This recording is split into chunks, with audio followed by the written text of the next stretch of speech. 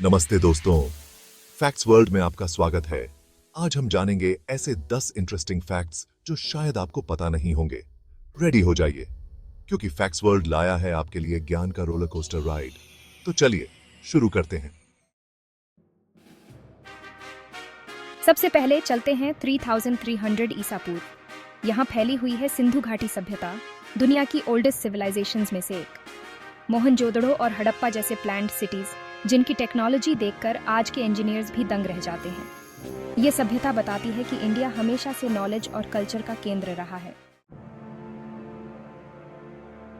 आगे बढ़ते हैं और पहुंचते हैं चंद्रगुप्त मौर्य के टाइम में। यहाँ से शुरू होती है महान मौर्य साम्राज्य की कहानी, जिसने पूरे इंडिया को एक साथ जोड़ दिया। चाणक्य की पॉलिसीज और चंद्रगुप्त की ब्रेवरी ने मिलकर रचा था हिस्ट्री का ये गोल्डन चैप्टर। अशोक महान जैसे सम्राटों ने इस साम्राज्य को और भी ऊपर उठाया। अब बात करते हैं इंडियन हिस्ट्री के गोल्डन एज की, गुप्त काल। इस टाइम में आर्ट, साइंस, लिटरेचर, हर फील्ड में इतनी चमक आई कि पूरी दुनिया देखती रह गई। आर्यभट्ट जैसे महान मैथमेटिशियन, कालिदास जैसे ग्रेट पोएट इस युग की धरोहर हैं। गुप्त काल में बने टेम्पल्स, उस समय के बुक्स आज भी हमें अपने ग्लोरियस पास्ट की याद दिलाते हैं।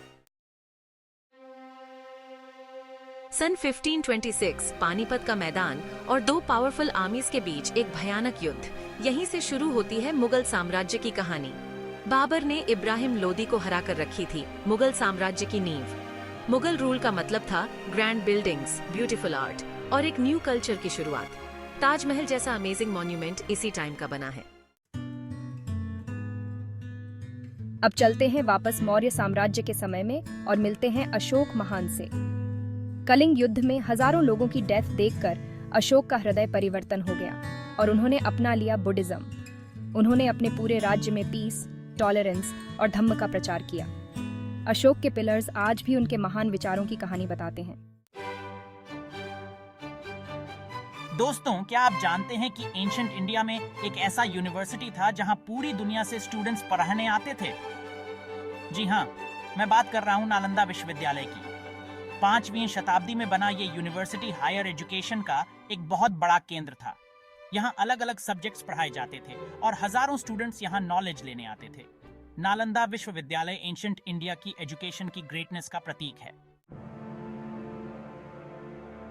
अब बात करते हैं उस स्ट्रगल की जिसने हमें दी ये आजादी। 200 साल तक चले ब्रिटिश रूल के खिलाफ इंडियंस ने मिलकर लड़ाई लड़ी। 1857 से लेकर 1947 तक लाखों लोगों ने इस फ्रीडम स्ट्रगल में अपनी जान दी। गांधी जी के नेतृत्व में अहिंसक आंदोलन ने अंग्रेजों को झुका दिया और 15 अगस्त 1947 को इंडिया आजाद हुआ। आजादी के बाद इंडिया के सामने एक नई चुनौती थी, अपने लिए एक ऐसा संविधान बनाना जो सभी सिटीजन्स को इक्वालिटी और जस्टिस दे सके। डॉ भीमराव अंबेडकर की अध्यक्षता वाली कमेटी ने दुनिया के सबसे बड़े रिटन कॉन्स्टिट्यूशन का निर्माण किया।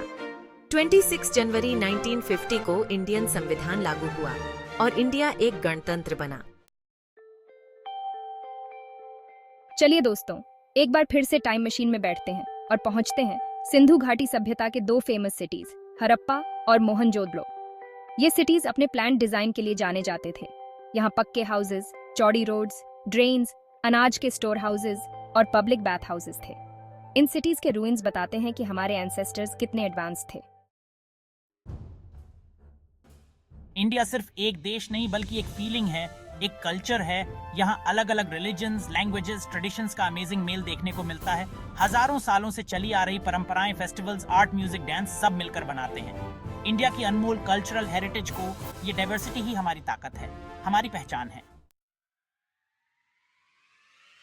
धन्यवाद। तो दोस्तों, ये थे इंडिया के इतिहास के 10 इंटरेस्टिंग फैक्ट्स। उम्मीद है आपको फैक्ट्स वर्ल्ड के साथ ये जर्नी पसंद आया होगा। ऐसे ही अमेजिंग और इंटरेस्टिंग जानकारी के लिए हमारे चैनल को सब्सक्राइब करना न भूलें।